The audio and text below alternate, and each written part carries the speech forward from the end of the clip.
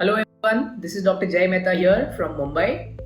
आज के हमारे इस वीडियो में हम एक एकदम इंटरेस्टिंग क्वेश्चन, स्पेशली मिथ का आंसर देने की कोशिश करेंगे। लोगों को अक्सर लगता है कि क्या आईवीएफ में हर प्रेगनेंसी में ट्विन्स होते हैं क्या, और इस क्वेश्चन का हम आंसर देने की इस वीडियो में आपका कोशिश करेंगे। देखिए, आईवीएफ और इक्सी जैसे कि आप सब जानते हैं, असिस्टेड रिप्रोडक्शन मतलब आर्टिफिशियल रिप्रोडक्शन की टेक्निक्स है। और अगर मैं आपको एकदम एक लाइन में बताऊं तो ये वो टेक्निक्स है जिसमें एम्ब्रियोज मतलब मेल पार्टनर के स्पर्म्स लेके फीमेल पार्टनर के एग्स के अंदर फर्टिलाइज लेबोरेटरी में करने के बाद में जो एम्ब्रियोज मतलब जो बेबीज बनते हैं, उसको बने हुए बेबीज को यूट्रस के अंदर मतलब एम्ब्रियो ट्रांसफर के जरिए इसको यूट्रस के अंदर डाला जाता है।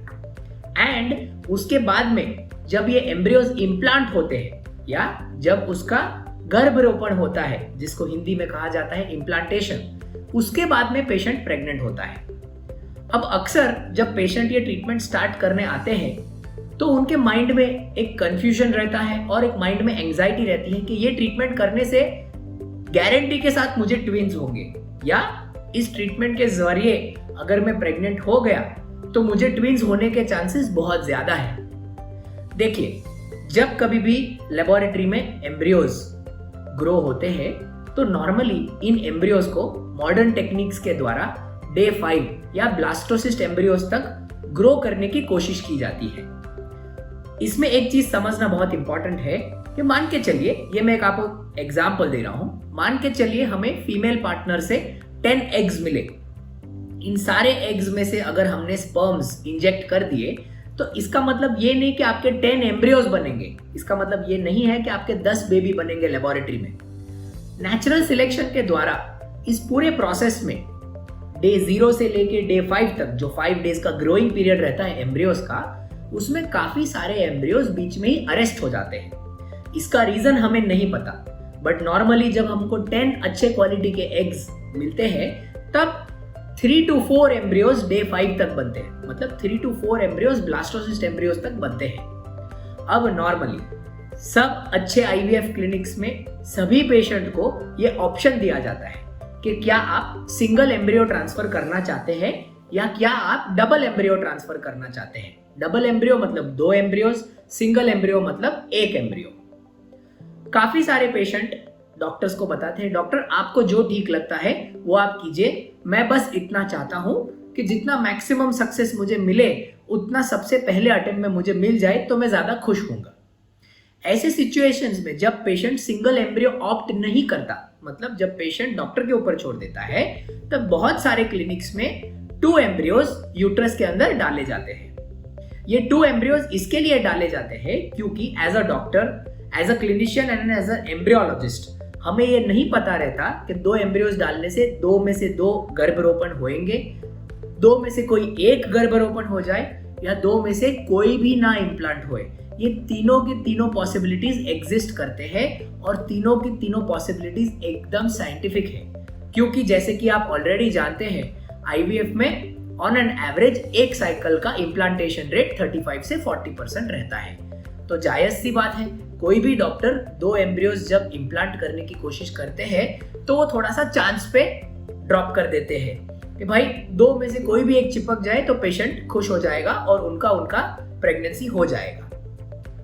अब ऑन एन एवरेज काफी बार क्या होता है, जब हम 2 एम्ब्रियोज डालते हैं तब अगर आपके नसीब अच्छे रहे तो दोनों के दोनों इम्प्लांट हो जाते हैं और पेशेंट को ट्विन्स हो जाते हैं। कोई भी क्लिनिक और कोई भी डॉक्टर ये स्टेप लेने से पहले जरूर पेशेंट की सिग्नेचर्स लेते हैं कि देखिए आपने हमको अलाउ किया है 2 एम्ब्रियोज डालने के लिए।